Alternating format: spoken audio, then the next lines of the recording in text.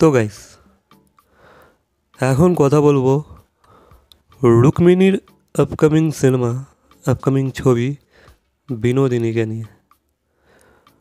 তো গাইস, এই সিনেমার ট্রেলারটা আমি দেখেছি, আমার খুব ভালো লেগেছে। ঠিক আছে, একটা পিরিয়ডিক সিনেমা হিসাবে যে লেভেলের প্রোডাকশন ডিজাইন বা যে বাজেট এরা বিনিয়োগ করেছে, ভাই ইমপ্রেসিভ। কিন্তু মানে এই সিনেমার ট্রেলারে যে কটা ফ্রেম দেখতে পেলাম, সেই ফ্রেমগুলো দেখে মনে হচ্ছে হ্যাঁ, টাকা এরা হিউজ লেভেলে খরচা করেছে। তবে গাইজ, এই যে আমাদের কৌশানী মুখার্জি, সে বহুরূপী সিনেমাটা দেখে যতটা প্রশংসা কুড়িয়েছে, বা তাকে অ্যাক্ট্রেস হিসাবে যে সিরিয়াস নেওয়া হচ্ছে এই সিনেমাটার পর থেকে, একটু বেশি সিরিয়াসলি নেওয়া হচ্ছে তাকে। ঠিক আছে, তবে আমার মনে হয় রুক্মিণীকেও বিনোদিনী ছবিটার পর থেকে আরও বেশি সিরিয়াসলি নেওয়া হবে, কারণ সে এই সিনেমাতে পারফরমেন্স দিয়েছে। ইভেন সে বুমেরাঙে তো ভালো পারফরমেন্স দিয়েছিল রোবটের চরিত্রে। তবে বিনোদিনী কিন্তু একটা ল্যান্ডমার্ক হতে চলেছে তার ক্যারিয়ারে।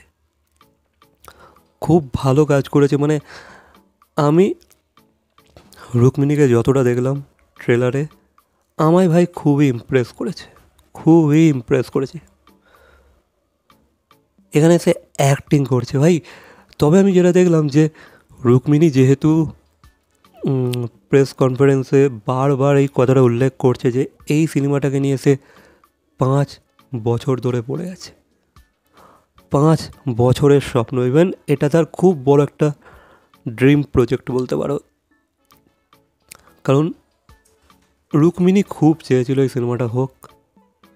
যেহেতু সিনেমাটা একটা বাজেটের ব্যাপার আছে, আবার মহিলা কেন্দ্রিক ছবি, সেই কারণে একটা বাজেটের ইস্যু ছিল, যেটাকে তারা ওভারকাম করতে পেরেছে। সে দেব অ্যান্ড অল সব ওভারকাম করেছে একসাথে।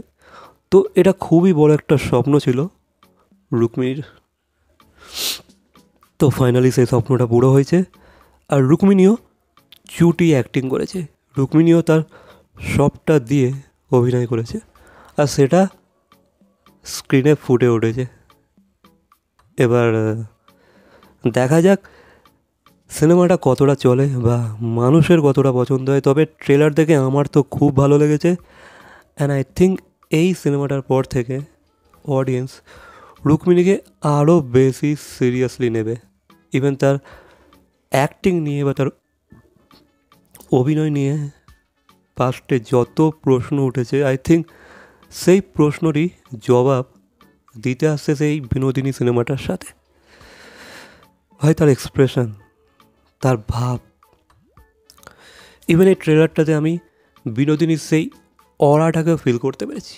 ওই গানটাতে আমি অতটা বুঝতে পারিনি, অতটা ওই যে কানা গানটা আমাকে অতটা ফিল করায়নি সেই অরাটা। বাট এই ট্রেলারটা আমাকে পুরোপুরি ইমপ্রেস করেছে, বা সেই অরাটাকে আমাকে ফিল করাতে পেরেছে যে হ্যাঁ, একটা বিনোদিনী একটা চরিত্র, একটা ভারী ক্যারেক্টার, সেই ক্যারেক্টারটার মধ্যে একটা ভারিত্ব ব্যাপার আছে, একটা ওয়েট আছে চরিত্রটার মধ্যে। তো সেই জিনিসটা কিন্তু আমাকে এই পুরো ট্রেলারটা ফিল করাতে পেরেছে। তবে ভাই আই এম শিওর এই সিনেমাটা থিয়েটারে অন্য এক্সপিরিয়েন্স দিতে চলেছে অডিয়েন্সকে। পুরো সেই যুগেতে নিয়ে চলে যাবে, সেই সময়েতে ফিরিয়ে নিয়ে চলে যাবে। এখানে যে কজন রোল করেছে, শুধু রুক্মিণীকে বলবো না, যে কজন চরিত্রগুলো অভিনয় করেছে, লাইক তোমার কৌশিক গাঙ্গুলি থেকে শুরু করে, মীর থেকে শুরু করে আরও যে পার্শ্ব চরিত্রগুলো আছে, সবাই ভাই খুব ভালো কাজ করেছে।